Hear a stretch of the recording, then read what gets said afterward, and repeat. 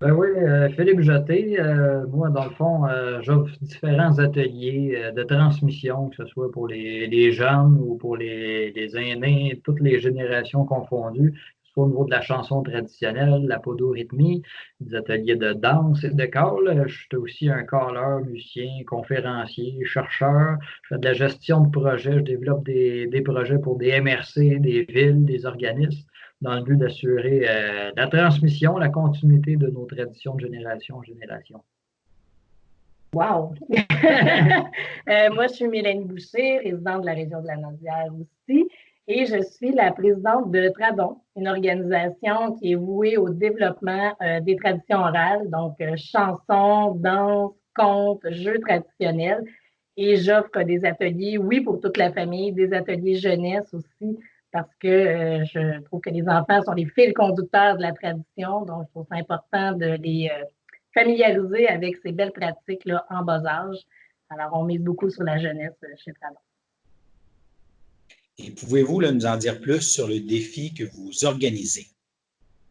Oui, ça s'appelle Dimanche, on joue, parce qu'à tous les dimanches soirs de confinement, on invite toute la population à se joindre à nous via Facebook en direct, où est-ce qu'on lance le défi à tout le monde de jouer à la chaise musicale. Fait que le but, c'est d'élever un record de participation au jeu de la chaise musicale, chacun chez nous, confiné dans notre demeure. Fait que ça va être assez extraordinaire. Fait que toutes les personnes, toutes les familles peuvent jouer à la chaise musicale, mais aussi les musiciens peuvent sortir leurs instruments. Une semaine à l'avance, je dis quelle heure de musique va être jouée. Puis là, dimanche qui s'en vient, dimanche prochain, le 5 avril, ça va être le reel La Guenille. Puis ça donne que c'est un reel qui a aussi une chanson mnémotechnique, une chanson pour se rappeler de l'air. Si papa voulait la guenille, si papa voulait la guenille volerait. Fait que les chanteurs vont pouvoir chanter avec nous autres. Les personnes qui ne chantent pas encore vont pouvoir apprendre la chanson, chanter tout en jouant à chaise musicale.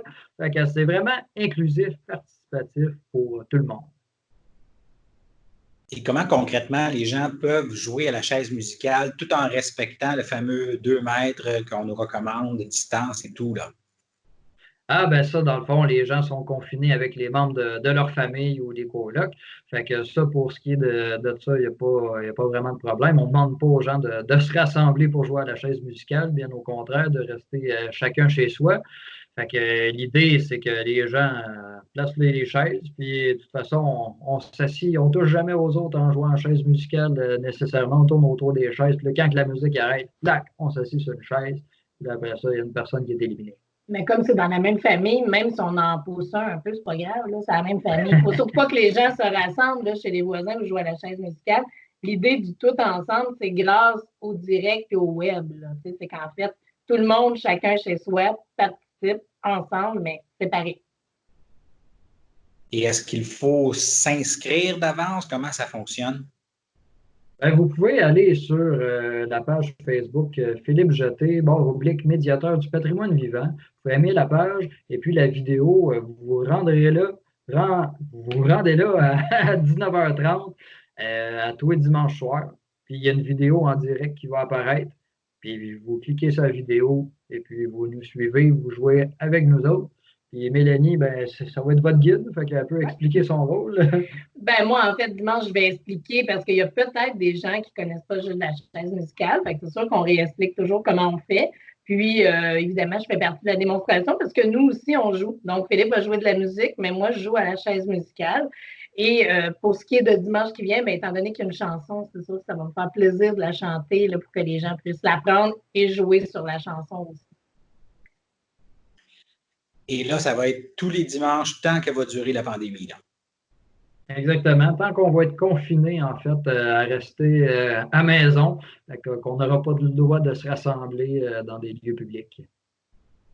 Est-ce que vous avez d'autres projets en préparation liés à la pandémie? Est-ce que vous allez des fois offrir des artistes offrent des petits concerts privés ou des choses comme ça via les médias sociaux? Ouais, Oui, ben, ben, on en a déjà fait deux à date. oui. Fait que, un, c'était sur la page, le groupe, en fait, comment ça s'appelle? Ça va bien aller, mouvement positif COVID-19. qu'il y a près de 16 000 personnes qui sont membres de ce groupe-là. Et puis, on a offert une veillée de chansons parce qu'on chantait ensemble. Et puis, les gens étaient invités à répondre aux chansons à maison. Puis, on a participé aussi au festival des festivals trad en direct samedi dernier, parce qu'on a offert un atelier de transmission de chansons traditionnelles pour toute la famille. Fait que les gens apprenaient les chansons à distance. Fait qu'on prenait le temps de bien segmenter les chansons pour que les gens puissent les apprendre puis s'auto-divertir pendant le confinement.